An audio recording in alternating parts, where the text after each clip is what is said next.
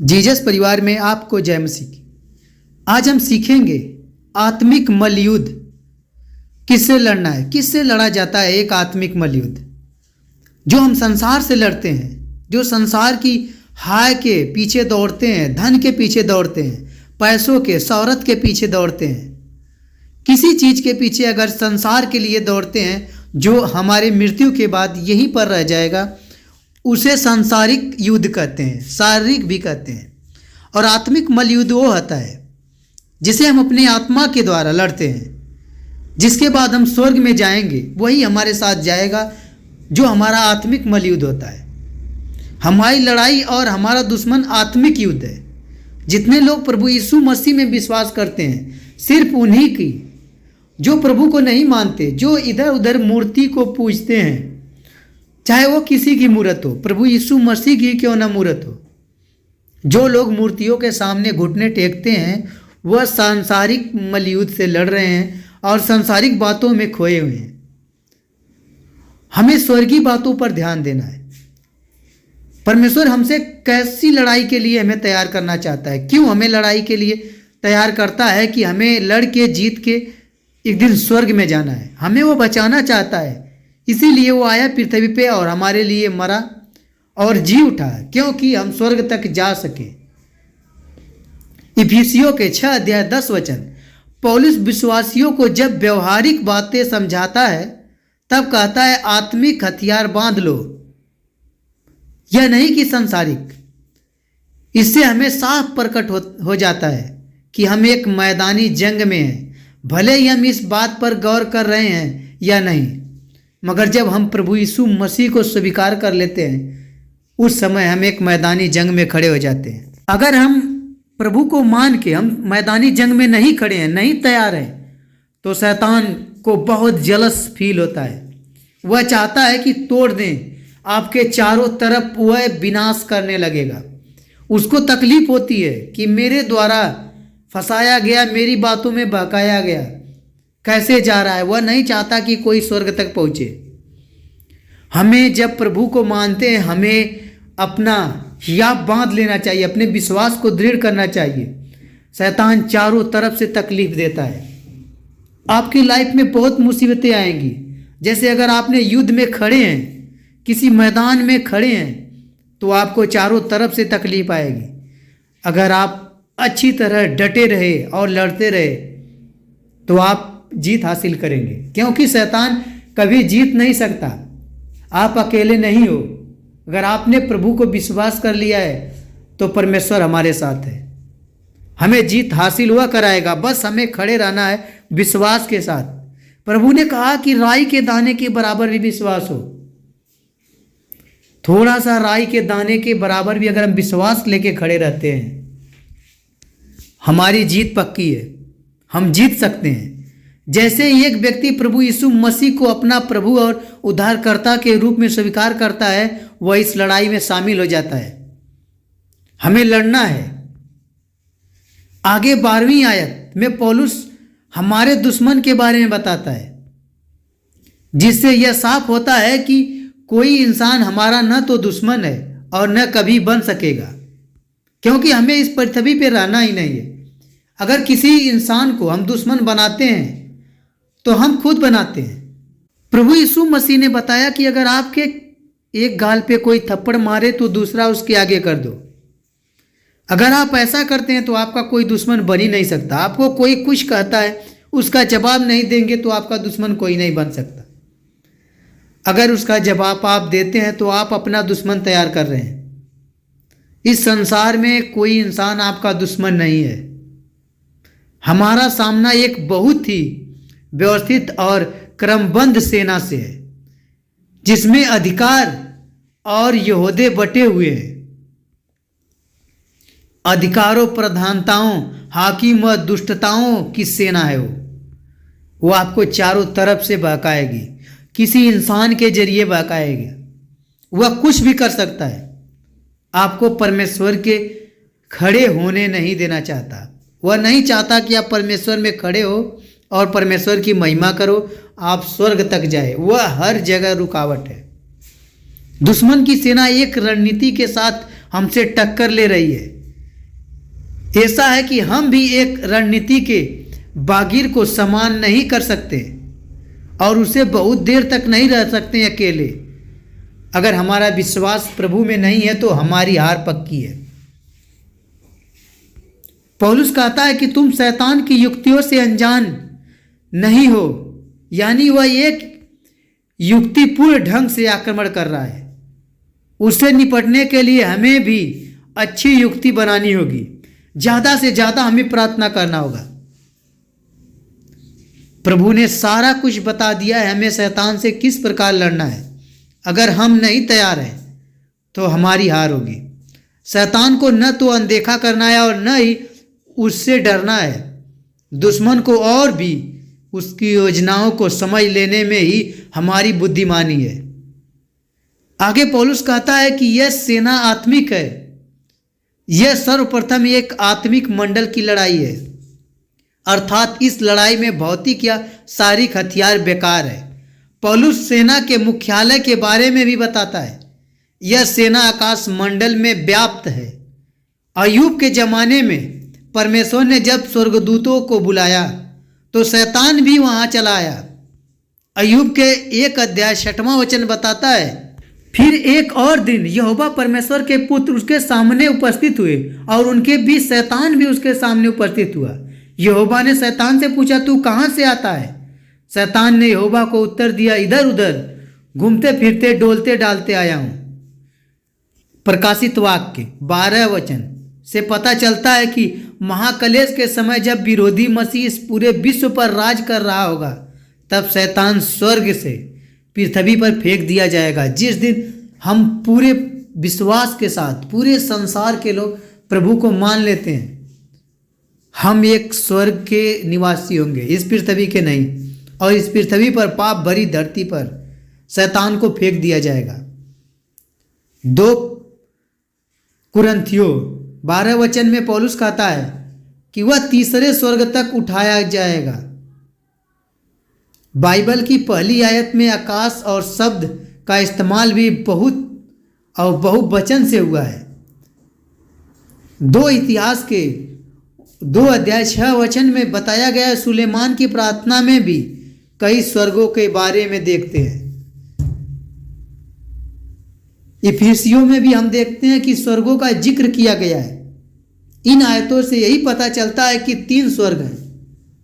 तीसरा स्वर्ग जहाँ परमेश्वर का सिंहासन है और जहाँ संत जितने लोग प्रभु में बहुत विश्वास किए आज स्वर्ग का आनंद पा रहे हैं। दूसरा स्वर्ग वह है अंतरिक्ष का, वह घेरा है जिसमें चांद तारे गृह, और पहला स्वर्ग पृथ्वी आयुमंडल का घेरा जिसमें बादल है। कुलुसियों के 1:12 और 13 से पता चलता है कि ब्रह्मांड में 2 राज्यों के बीच संघर्ष चल रहा है, परमेश्वर के पुत्र का राज्य और शैतान का राज्य। हर इंसान इन दोनों राज्यों में से एक है।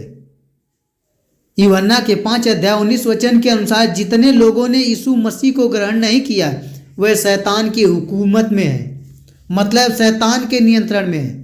जैसा चाह रहा है शैतान उनको वैसे अपने नियंत्रण के द्वारा सारा कुछ उन्हें करा रहा है। उन्हें पता नहीं चलता जब तक आप किसी अंधेरे को नहीं देखे रहेंगे।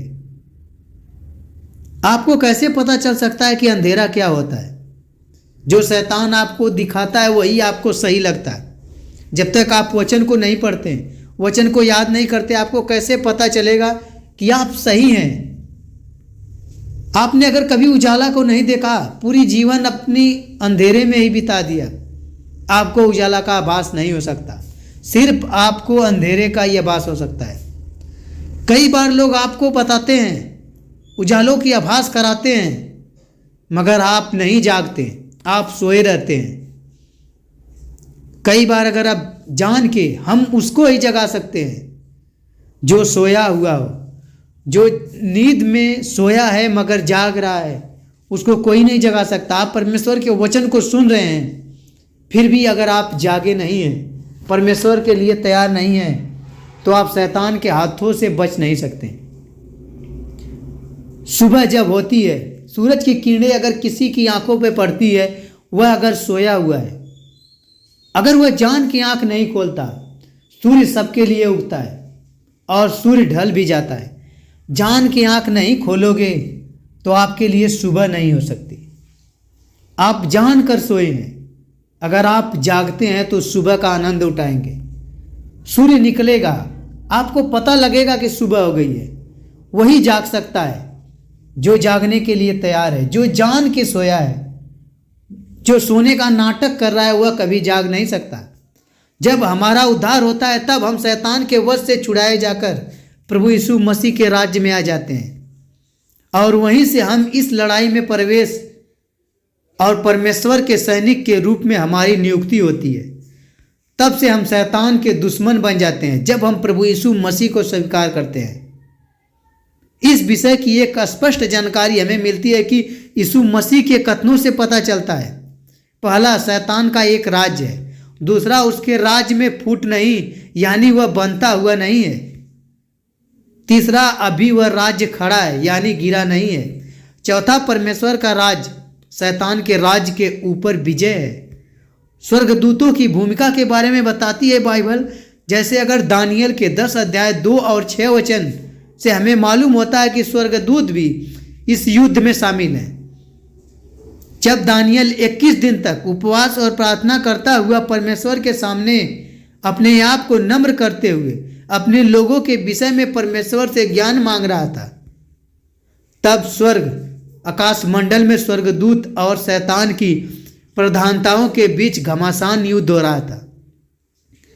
प्रकाशित वाक्य 12 अध्याय से भी यह देखते हैं कि पृथ्वी पर महाक्लेश के समय विरोधी मसीह के राज्य के 3.5 साल बाद स्वर्ग में एक युद्ध होगा जिसमें मिकाएल शैतान को हराकर पृथ्वी पर डाल दिया जाएगा।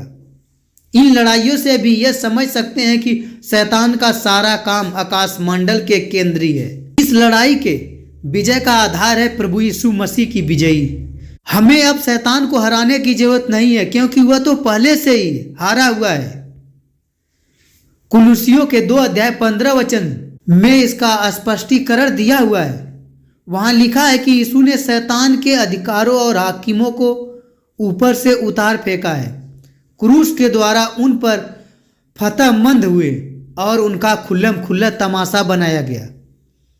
यही जीत यीशु ने मानव जाति के लिए हासिल की थी। प्रभु ने क्रूस पर चढ़ के हमको बचा लिया, शैतान को लज्जित किया है। आज के विश्वासियों को केवल यह जीत अपनाना है, सिर्फ प्रभु में विश्वास करना है, उनकी जीत पक्की है। इसलिए रोमियो के 16 अध्याय 20 वचन में लिखा है, शांति का राजकुमार आप शीघ्र शैतान को हमारे पांव तले कुचल देगा। हम देखते हैं कि हमारी जय को तय करने के लिए यीशु कलवरी पर पाप गिने गए। जय तो यीशु ने हमारे लिए क्रूस पर हासिल कर लिया। अब हमें अपनी ताकत से शैतान को हराने का प्रयास करने की जरूरत नहीं है। सिर्फ हमें केवल यीशु मसीह के जय को अपना बनाना है कि प्रभु हमारे लिए जय पाया है। हमें केवल यीशु मसीह के जय के आनंद और उत्सव के जीवन बिताना है। जैसा कि 2 कुरिन्थियों के 2 अध्याय 14 वचन में लिखा है कि वह हमें मसीह यीशु में जय के उत्सव के लिए फिरता है। जय तो उसने दिला दी है, आज हम उत्सव मनाते हैं। अपने स्वर्गारोहण से पहले इसी कारण यीशु ने कहा कि स्वर्ग और पृथ्वी का सारा अधिकार उन्हें दिया है। यही अधिकार यीशु ने हमें भी दी है, जिसका हमें इस्तेमाल करना चाहिए। अगर हम प्रभु में विश्वास करते हैं तो हमारी जय पक्की है, क्योंकि हम पहले से ही जीत चुके हैं। इस युद्ध में एक विश्वासी की क्या भूमिका होनी चाहिए? हर विश्वासी को इस युद्ध में शामिल होना है और प्रभु तो उसे उसके उद्धार के वक्त ही शामिल कर लेता है। आज दुविधा यह है कि अधिकांश विश्वासी इस सब बातों से बहुत दूर हैं, उन्हें पता भी नहीं है। जैसे कि यीशु ने मत्ती के 16 अध्याय 8 वचन में कहा है कि वह अपनी कलीसिया बनाएंगे और अधोलोक के फाटक उस पर प्रबल नहीं होंगे। चाहे जितना भी बुराई आपके पास हो, वह नहीं आपको प्रबल कर सकती, आपको मजबूर नहीं बना सकती। आप एक स्वर्ग में जाएंगे। पुराने दिनों में शहर का फाटक हर जगह होती थी, जहाँ सारे पुरनिये बैठकर सारे निर्णय लेते थे और योजनाएं बनाते थे। यीशु के कहने का मतलब यह है कि शैतान अपनी सारी युक्तियों और चालाकियों के बावजूद भी प्रभु के काम को रोक नहीं पाएगा। शैतान के राज को पराजित करता हुआ यीशु का राज्य बढ़ता जाएगा। 1 यूहन्ना 5:19 में लिखा है, लोग शैतान के वश में हैं, उसके बस से लोग आजाद किए जाएंगे, प्रभु के राज्य में स्थापित किए जाएंगे। इस काम में हर विश्वासी को शामिल होना है। इसके अलावा और किसी काम में यीशु की दिलचस्पी नहीं है। वह सिर्फ सभी विश्वासी को बचाना चाहता है, जितनी मानव जाति है। यीशु ने मत्ती के 12:30 में कहा है कि यदि कोई उसके साथ बटोर नहीं रहा है तो वह बिखेर रहा है, यदि कोई उसके साथ नहीं है तो उसका विरोधी है। आप प्रभु यीशु मसीह के एक विरोधी ना बने। जब तक एक व्यक्ति इस युद्ध में अपनी भूमिका को नहीं समझता और उसके आधार पर अपने जीवन की प्राथमिकता को नहीं क्रमबद्ध करता, वह यीशु मसीह का विरोधी है। आत्मिक लड़ाई का क्या हथियार है? आत्मिक लड़ाई जगत है, इसलिए इसके हथियार भी आत्मिक जगत में प्रभाव डालने में सक्षम है। 2 कुरिन्थियों 10:3 और 5 में पता चलता है कि इस लड़ाई के हथियार परमेश्वर की ओर से हैं और शैतान के हर गढ़ को ढा देने के लिए पर्याप्त हैं। हालांकि हम शरीर में रहते हैं तो भी शारीरिक परिणाम और प्रणालियों से यह लड़ाई नहीं लड़ते। हमें आत्मिक लड़ाई लड़नी है। इस युद्ध में सबसे प्रधान लक्ष्य है मनुष्य के मन पर कब्जा करना। इसलिए इस युद्ध में इंसान के मन में बनाए गए शैतान के गढ़ों को गिराते रहें। जितने भी शैतान ने लोगों के अंदर पाप का गढ़ बना चुका है उसे गिराना है। इफिसियों के 6 में सारे हथियार पहन लेने को कहने के बाद पौलुस ने हथियार का परिचय दिया है। एक विश्वासी को एक सैनिक के रूप में प्रस्तुत करते हुए हमें कई हथियारों को धारण करने के लिए यीशु ने कहा है। बचाव के हथियार के बारे में प्रभु ने बताया है कि सत्य का क्रमबद्ध। कमर कसने का मतलब है तैयार होना, सतर्क होना, ढील ढाल जो कुछ है उसे दूर करना। हमारे जीवन में हर क्षेत्र में सत्य को धारण करें। सत्य ही हमें आजाद कराता है प्रभु यीशु की सेवा और महिमा के लिए। दूसरा, धार्मिक की झील। एक रोमियो सैनिक के हृदय को उसकी झीलम बचाती है। नीति वचन के 4:23 से पता चलता है कि एक विश्वासी को अपने हृदय की रखवाली करनी चाहिए। यह वह धार्मिक है जिसका उद्भव प्रेम और विश्वास से होता है। 1 थिस्सलुनीकी 5:8 हमें बताता है कि हम जो दीन के हैं, विश्वास और प्रेम की झीलम पहन के और उद्धार की आशा का टोप पहन के सावधान रहें। फिलिपियो 3:9 उसमें पाया जाऊं और न कि अपनी उस धार्मिक के साथ जो व्यवस्था से है, वरन उस धार्मिक के साथ जो मसीह में है, पर विश्वास करने के कारण है और परमेश्वर की ओर से विश्वास करने पर मिलती है। हमारी धार्मिकता व्यवस्था से प्राप्त धार्मिकता नहीं, बल्कि विश्वास से प्राप्त धार्मिकता है। जब तक हम प्रभु यीशु मसीह में विश्वास नहीं करते, हम एक धर्मी नहीं है। हमारी धार्मिकता के छोड़ शैतान बहुत सरल से सरल ढूंढ सकता है। हमें मसीह के धार्मिकता को पहन लेना है। इस धार्मिकता से प्रेम उत्पन्न होता है। तीसरा मेल, सुसमाचार के जूते पहनना। एक रोमी सैनिक को उसके जूते के युद्ध के मैदान को फुर्ती के साथ चलने फिरने में मदद करते हैं। इन जूतों के कारण वह अपने अफसर के कप्तान यीशु मसीह की हर आज्ञा का पालन करने हेतु तत्पर रहने पाएंगे। हमें सदा सुसमाचार सुनाने के लिए तैयार रहना है। कहीं भी हमारी आशा के विषय में बताने का अवसर मिले तो उसे गवाही के साथ बताना चाहिए कि इसी सुसमाचार के द्वारा हम मेल कराने वाले और शांति फैलाने वाले बनते हैं। चौथा, विश्वास ढाल। एक ढाल छोटी होती है, पर यहाँ पौलुस जिस ढाल के बारे में बात कर रहा है, जिस विषय में हमसे बता रहा है, वह बड़ी ढाल है जिसका सैनिक इस्तेमाल करते हैं। वह पूरे शरीर को आक्रमणों से बचाता है।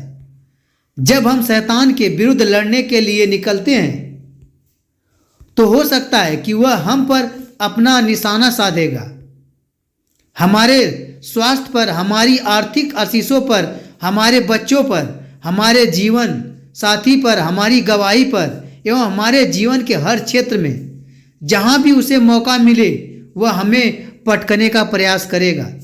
हमें बुद्धिमान बनते हुए अपने आप को विश्वास की ढाल से बचाना है। किसी भी सेवा पर निकलने से पहले हमें अपने आप को और अपने परिवार को और अपनी सारी संपत्ति को प्रभु यीशु मसीह के लहू में छुपाना चाहिए। पांचवा उद्धार टोप होता है। जैसे झिलम हृदय की सुरक्षा करती है वैसे ही टोप मन की सुरक्षा है। मन की सबसे बड़ी रणभूमि है। हमारे मन पर विविध आक्रमण होते रहते हैं। चिंताओं का, निराशा, तनाव, आत्मगिलानी का, निरुत्साह आदि बहुत से। इस टोप से हमें समझ सकते हैं कि यह टोप हमारे उद्धार की आशा सदैव हमें इस आशा से अपने आप को संवारना है और कभी भी किसी निराश करने वाली बात को हमारे मन में घर करने की अनुमति नहीं देनी चाहिए। जैसे कि रोमियो के 8 अध्याय 28 वचन बताता है, अपने मन को बलवंत और आश्वासन रखें। आशा ही मन की सुरक्षा है। इसलिए इब्रानियों के 10 अध्याय 23 वचन के अनुसार आशा रखते हैं। अब्राहम ने तब भी आशा में अपने आप को बरकरार रखा जब उसे आशा की कोई किरण नजर नहीं आ रही थी। छठा, आत्म की तलवार यानी परमेश्वर का वचन। यह आक्रमण की काम आता है। इब्रानियों के 4 अध्याय 12 वचन एक चोखे दुधारी तलवार के रूप में प्रस्तुत करता है। तलवार एक ऐसा हथियार है जिसे न केवल बचाव के लिए वरन आक्रमण के लिए भी इस्तेमाल कर सकते हैं। परमेश्वर के वचन पर हमारी अच्छी पकड़ होनी चाहिए शैतान से बचने के लिए। कब और कहाँ कौन सी आयत का इस्तेमाल करना है यह हमें मालूम होना चाहिए। यीशु मसीह ने अपनी परीक्षा के दौरान शैतान के हर एक प्रहार को वचन के सच्चे विश्लेषण के द्वारा काटा। वचन का सही अर्थ निकालना हमें आना चाहिए। हार के हथियार, प्रार्थना और उपवास। इफिसियों के 6 अध्याय 18 वचन हम देखते हैं कि प्रार्थना एक सामर्थी हथियार है। मरकुस के 9 अध्याय 29 वचन में यीशु ने शैतान की योजनाओं पर जय स्थापित करने के लिए प्रार्थना के साथ साथ उपवास पर भी जोर दिया है। आज मसीह कलीसिया के अंदर सबसे ज्यादा कमी प्रार्थना और उपवास की है। प्रार्थना कैसे काम करता है यह मालूम कर पाना बहुत कठिन है, पर इस बात में कोई शक नहीं है कि प्रार्थना काम करता है। यीशु की सेवा प्रार्थना पर ही निर्भर थी। प्रेरितों के 12 अध्याय में हम देखते हैं कि किस तरह याकूब को मारने के बाद हेरोदेस राजा ने पतरस को भी पकड़ लिया और उसे भी मार डालने की योजना से कारगाह बंदीगृह में बंद कर दिया था। लेकिन कलीसिया ने लगातार प्रार्थना करने लगी। न केवल पतरस आजाद हुआ वरन हेरोदेस भी स्वर्गदूतों के द्वारा मारा डाला गया और वचन बहुत तेजी से बढ़ने और फैलने लगा। आज प्रभु के राज्य के विस्तार के लिए मध्यस्थता करने वाले बिचवइयों की बहुत आवश्यकता है। प्रार्थना से हम परमेश्वर के दिलों को बदलते नहीं हैं वरन प्रभु के दिलों की इच्छा की पूर्ति के लिए रास्ता तैयार करते हैं। यीशु ने भी सिखाया कि प्रार्थना करें, हे पिता तेरा राज आवे। आज हमें एक एक शहर के उद्धार के लिए प्रार्थना करना चाहिए जब तक कि हर गांव और हर शहर में प्रभु का राज स्थापित न हो जाए। शैतान के द्वारा बंदी बनाए हुए लोगों को प्रार्थना द्वारा आज़ाद करना चाहिए हमें। और हमारी एक जिम्मेदारी है कि हम हर एक शहर हर एक गांव के लिए प्रार्थना करें। जितने लोग आज शैतान के हाथों से फंसे हुए हैं वो आज़ाद हो। स्तुति और आराधना। निर्गमन के 15 अध्याय 10 वचन और 11 में देखते हैं कि लाल समुद्र पार करने के बाद इजरायली परमेश्वर की स्तुति और आराधना करने लगे। वहाँ लिखा है कि परमेश्वर स्तुति में पराक्रमी है। प्रभु के लोगों की स्तुति आराधना परमेश्वर के पराक्रम को प्रकट करती है। भजन संहिता के 8 अध्याय 2 वचन में यही बात लिखी हुई है कि दुश्मन पर जय पाने के लिए स्तुति और आराधना एक बड़ा रोल है। भजन संहिता के 149 अध्याय 9 और 6 वचन में देखते हैं कि प्रभु के लोग ऊंची आराधना के द्वारा शैतान के प्रधानों और हाकिमों को बांधा जाता है। प्रकाशित वाक्य 16 अध्याय 13 और 14 वचन में देखते हैं शैतान के सारे प्यादे अपने मुंह के अपवित्र वचनों के द्वारा ही अपने और अपना सारा काम करते हैं। मंत्र तंत्र से भी इसी बात को देखते हैं कि प्रभु के लोग भी अपने मुंह की स्तुति के द्वारा शैतान के हर काम को पराजित करते हैं और प्रभु के काम को अंजाम देते हैं। परमेश्वर के वचन का प्रचार, प्रभु के वचन का प्रचार भी एक प्रहार करने का माध्यम है। हमसे प्रचार करने को कहा गया है। प्रभु ने हमें सिखाया कि हमें जितना हो सके प्रचार करना चाहिए। प्रेरितों के 9 वचन में हम देखते हैं कि मिथ्या आराधना और जादू टोने से भरे इफिसुस नगर में जब पौलुस ने 2 वर्ष से ज़्यादा प्रभु की सामर्थ से भरकर प्रचार किया तो अनोखे और अद्भुत चमत्कार होने लगे। रुमाल से भी बीमार चंगे होने लगे। जादू टोना करने वाले को लाखों रुपए की पुस्तक को जला दिया और लिखा कि परमेश्वर का काम जोरों से बढ़ने लगा है। यशायाह के 55 अध्याय 11 वचन में लिखा है, परमेश्वर का वचन अपना काम पूरा करता है। मिर्या के 23 अध्याय 29 वचन में लिखा है कि वचन आ गए। इब्रानियों के 4 अध्याय 12 वचन में लिखा है, वचन में भेदने की शक्ति है। गवाही के लिए एक विश्वासी की गवाही शैतान पर आक्रमण है। अगर हम गवाही देते हैं, शैतान पर आक्रमण करते हैं। पवित्र आत्मा की सामर्थ हमें इसलिए दी गई है कि हम गवाही दें। प्रेरितों के काम 1 अध्याय 8 वचन, हमारी ताकत में नहीं वरन परमेश्वर की सामर्थ से भरकर जब यीशु के गवाह बनते हैं तब शैतान का राज्य चूर चूर होने लगता है। गवाही देंगे तो प्रभु के राज का दायरा विरूप्त होता रहेगा, बढ़ता रहेगा। यरूशलेम में यहूदी और फिर सामरी और अनंत संपूर्ण विश्व में। प्रकाशित वाक्य के 12 अध्याय 11 वचन में लिखा है, प्रभु के लोगों ने अपने मुंह की गवाही और मेमने के लहू के द्वारा शैतान पर विजय पाई है। हमें गवाही देने के लिए यीशु के लहू की सामर्थ्य का पता होना चाहिए। यीशु का लहू उद्धार और पाप क्षमा देता है, हमें शुद्ध करता है। यूहन्ना के 1 अध्याय 7 वचन हमें धर्मी ठहराता है। रोमियो के 5 अध्याय 9 वचन, यीशु का लहू हमें पवित्र करता है। इब्रानियों के 13 अध्याय 12 वचन, जब प्रभु के लोग गवाही देते हैं तो प्रभु का राज्य बढ़ता है। जब हम परमेश्वर के वचन और चाल चलन में यीशु के गवाह बनते हैं तब हम परमेश्वर की ओर से आत्मिक युद्ध में अपनी भूमिका जमा देते हैं और शैतान को लज्जित करते हैं। इस तरह हम आत्मिक युद्ध के द्वारा अपने आप को शैतान की योजनाओं से बचाए रखते हैं और बहुत के उद्धार का कारण भी बनते हैं और परमेश्वर की योजनाओं की पूर्ति के लिए परमेश्वर के सहकर्मी बनते हैं। आज संपूर्ण कलीसिया को चाहिए कि आत्मिक युद्ध की इस सच्चाई को समझने और गंभीरता से ले। आमीन।